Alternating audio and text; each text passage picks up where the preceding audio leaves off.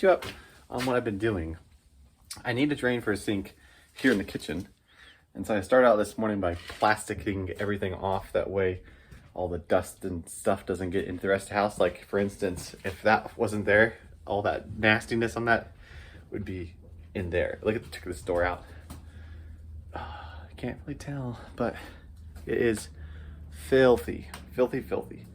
Anyways, I am in the middle of working on the plumbing for the sink, and I've got the drain finished, and I was going to explain how that works with you. I am not a plumber, nor do I claim to be good at it, but I can get things done, and that's what I'm doing. So let me turn you around to show you. So obviously this is where all the plumbing is in the house. This is the main drain line coming from upstairs. This is a vent line and drain line for the sink and washing machine there.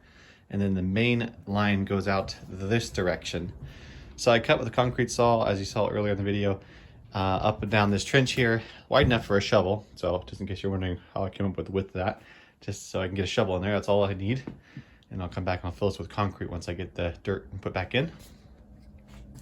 But that's about as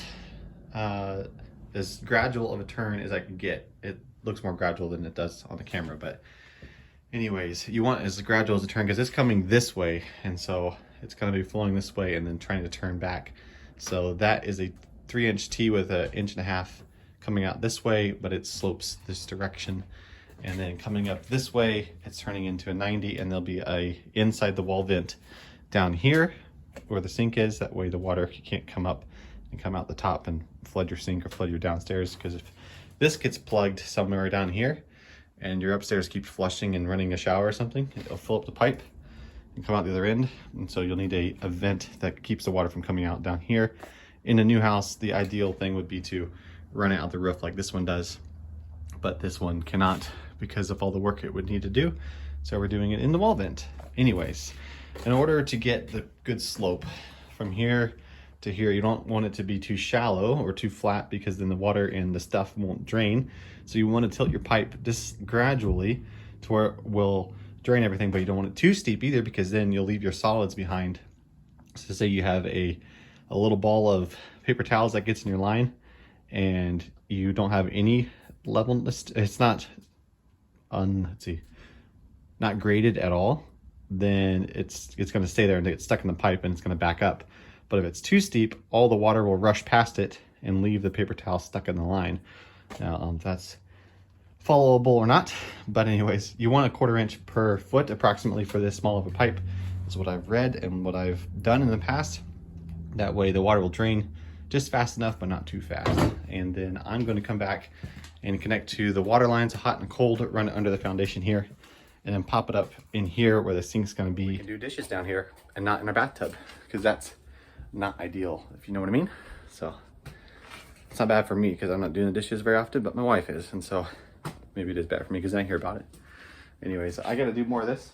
I'll catch back up with you when I have something better to show you, but I wanted to share with you where I'm at and what I'm doing, how I'm feeling tired, but it's worth it. It's worth it.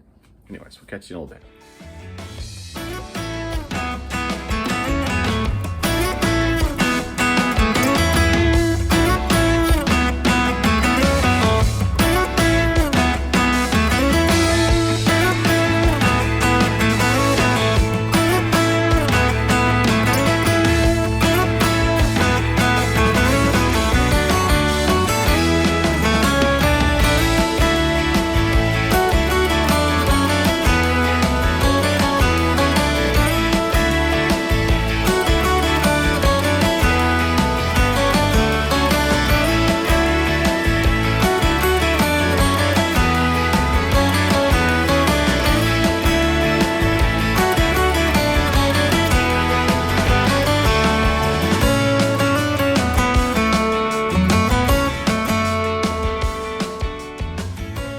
Okay, let me explain what we're doing here before I cover everything up with mud and dirt.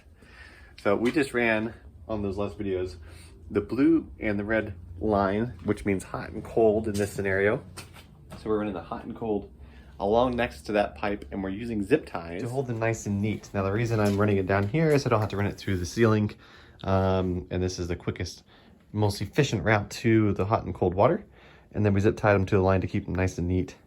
That when we put the dirt back over in the concrete, they're not sticking up in the concrete or getting damaged. So that's why we did that. And then those will attach to the blue and the red over here. It'll be a little bit of a maze of tubing, but it's all good, doesn't matter. And then when it comes out over here, eventually these will be split underneath the cabinet and then ran up. But for now, while we do the concrete, they are fine where they are. And then we'll rearrange them inside the pantry or in the vanity, wherever it may end up, to make it nice and neat. And the hot water is going to tee off here and go to the hot water for the dishwasher as well. So that's what that's for. So let's go ahead and put the dirt over this and then talk about concrete.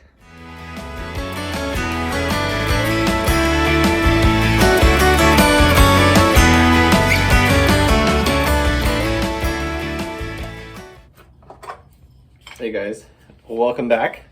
I'm in the middle of setting up my grinder to do some cutting on some rebar because it's concrete time. So the reason we're doing some rebar is because we've got a clean cut on both sides of the slab, as you saw when we cut it out. And so if I put concrete in the middle, there's a chance that it's going to rise or sink with the expansion or contraction of the dirt below. Since the slab has been here for a while, it probably won't move, but this portion could. So I'm going to compact the dirt as best I can so it doesn't go down as much. And then I'm also going to leave a lip on the side so when I pour the concrete, it kind of squishes under the old foundation just a tiny bit. That will help it from being pushed too high. But as far as the sinking goes, I don't really have anything to resist that. So I'm going to drill a hole. So pretend this is the wall of the foundation or the concrete. I'm going to drill a hole into it. And then I'm going to take a piece of rebar and it's going to be sticking out of the wall, probably at least that much. That way there's this much in the old concrete, this much in the new concrete, and that should keep it from going up or down. And I'm just going to put those sporadically through this area here. My goal right now is to do the concrete where the washer and dryer is going because I need to put those back in so we can do laundry and such and all that stuff. So I'm going to focus on drilling the concrete here, mixing the concrete here, but we'll see how far we get because I'm limited time today. But I wanted to at least share with you the concrete portion of it before we end the video. So with no further ado, let's drill some holes, cut some rebar, pour some concrete.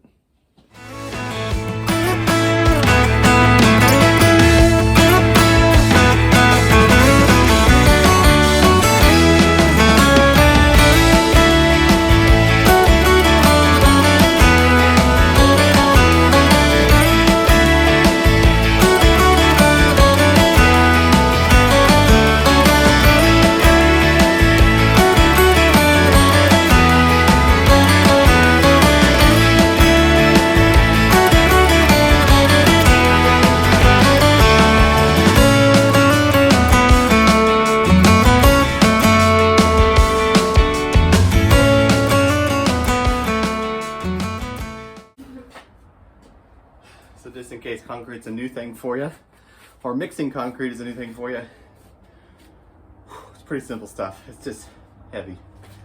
So I took 3 bags of 60-pound bags of concrete, busted them open and stuck them in the wheelbarrow. And you didn't see that on camera. But I did that, and I'm probably going to need about 9 to 10 bags to do this entire thing.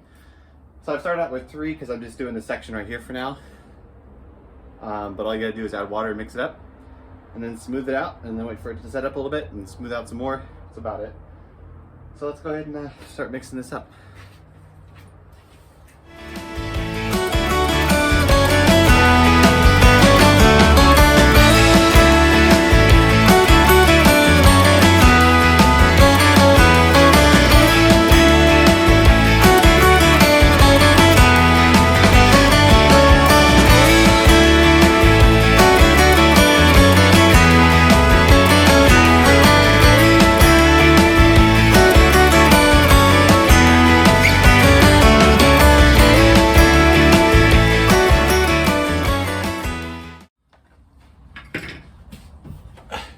So once you get your concrete poured, it's gonna look messy like this, and so you gotta smooth it out.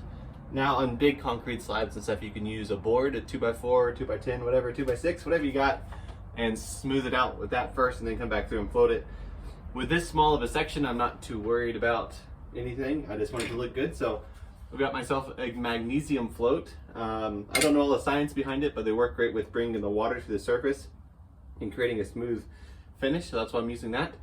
So let's go ahead and smooth this out. That's all I'm gonna have time for today. So I'll do that, and then we'll say our goodbyes.